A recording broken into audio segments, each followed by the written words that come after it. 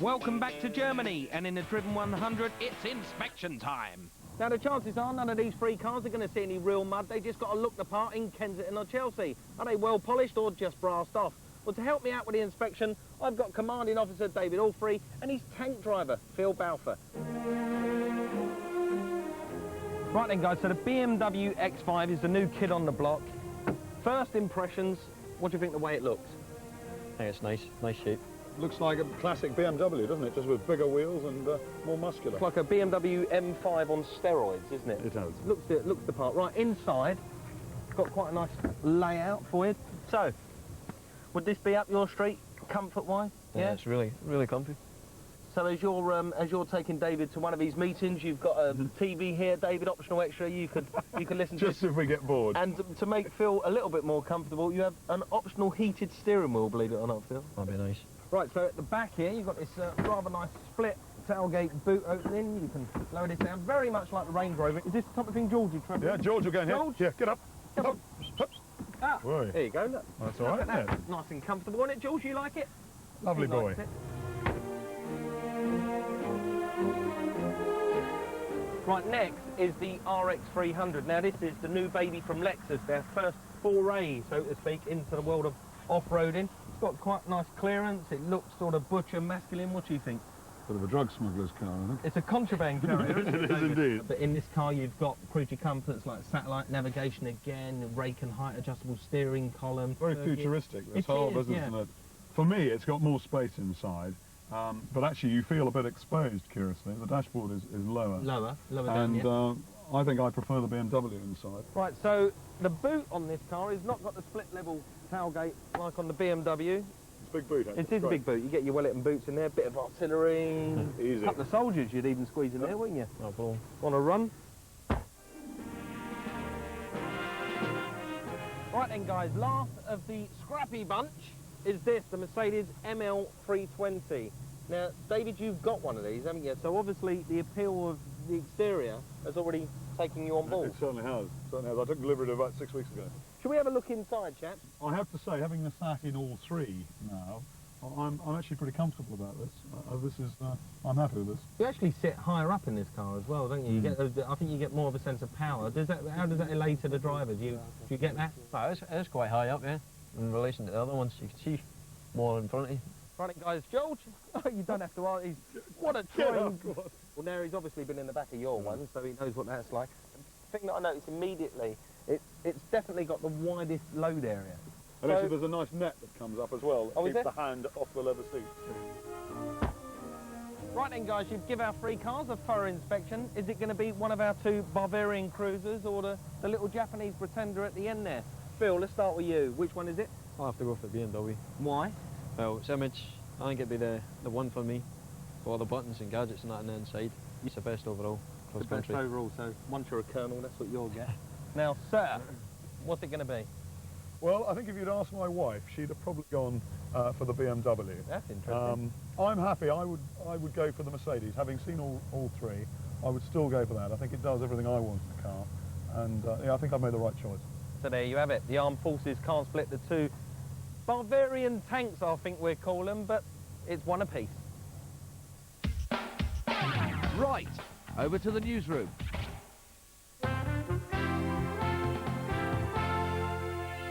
And now for yesterday's news, and car prices finally fell. Trade and Industry Secretary Stephen Byers said new car prices should fall by an average of £1,100 or 10%. How would manufacturers react? Well, Mike, things started slowly. Mitsubishi was the first to drop their prices, but posh brands like Mercedes, Audi, Saab and Jaguar soon followed. By the end of the year, even big boys like Ford and Vauxhall had caved in.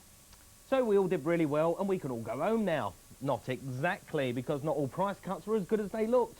Take Ford, for example. They slashed £3,000 off the price of the Cougar, but then discontinued the model weeks later. Manufacturers got round the government stipulation of a 10% average discount on cars by offering huge reductions on cars that didn't sell and tiny reductions on cars that did. Mercedes, for example, cut a whopping £14,600 off the price of the S500 limo, but only £1,700 off the more popular A140 Classic. And Toyota, well, £2,260 off the Celica, but only £450 off the Yaris. Well, that's today's news. What about tomorrow's? Our motoring correspondent asked an industry specialist for his opinion. So this year, what have we got to look forward to? There's a great deal to look forward to. The biggest thing that's happened over the last few months is that consumers can see that the deal in the showroom is now really, really competitive. So may I ask, would you buy your new car from here, or are you likely to go abroad and save yourself 30%? I would categorically buy in the United Kingdom. I would be very unlikely to save 30%. There will always be some cars somewhere that look to be a better price deal in another market, but that's all falling away. The franchise dealer showroom is where the good deals are. Well, that was the view of the British motor trade, but we have some news just in, that some dealers on the continent are now selling more cars to the UK than they are in their own country. So whatever the SMMT says, it looks as though many of us are making big savings by buying on the continent. Back to you in the studio, Pen. Thank you, Mike. Now, let me demonstrate here with my Eurometer. Now, if you wanted to buy yourself a BMW X5, you could go to Holland and get yourself 20% off the 4.4-litre version and save nearly £9,000. Take another trip to Holland for an Alfa Romeo 156 Sport Wagon, save another 20%. That's nearly £4,000. Why not head off to Belgium for the weekend and buy yourself a Mercedes-Benz E-Class? You'll save 29%. That's nearly £10,000. And finally, another trip to Belgium to buy our car of the year last year, the new Ford Mondeo, could save you an astonishing 31%. That's over £6,000. Back to you, Mike. Of course, importing isn't for everybody, and there are pitfalls, like delivery times that can run on for months. You must always deal with a reputable source, but for more important importing information, log on to our website at allthews.4car.co.uk. And that's the end of the news. Good night. Good night. Can we shuffle our papers now?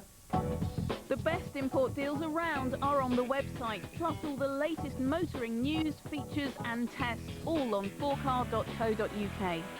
Welcome back to the Driven 100, and for our final test we've come back across the channel to Blighty. Now, to determine which of our three cars is hot and which is not, in the sudden lane change manoeuvre, we roped in a team of boffins to help us out. That's right, this series of Driven will be using the expertise of Ricardo, independent engineering consultants to the motor industry big names, to back up our test with solid scientific proof. Jason will carry out a sudden lane change at 55 miles per hour to test a Driven worry, off-roader stability. As we're back home, we've got right-hand drive versions of all three cars, which the chaps have stuffed full of fancy electronics to measure how much grip the cars lose and how far they tilt over. So we're in the BMW X5. Now, despite its amazing off-road capabilities, this car was designed for the road, so this test should be a breeze. This car was actually launched on the ultimate racetrack, the Nürburgring of all places. But you know where you're going to see it most? On the school run. Four-wheel drive, loads of power, but it's going to be tootling to and from schools. Right, we're at 55 miles an hour. Here's the lane change, and we'll see how it fares. Right. Oh, hello. Hello, hello. I did have to think there. But in fairness, it was 55 miles an hour. The course is quite tight, but it was pretty good. Although the X5 leaned over, it didn't lose grip, and its responsive steering helped it sail around the obstacle.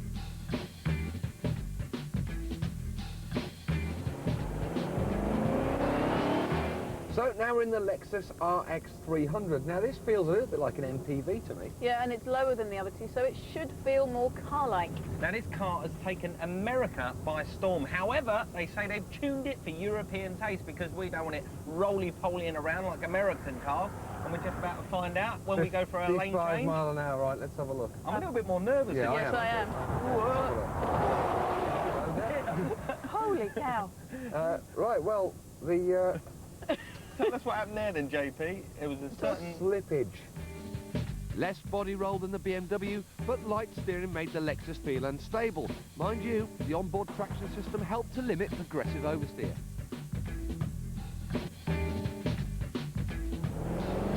So now we're up in the Mercedes ML320.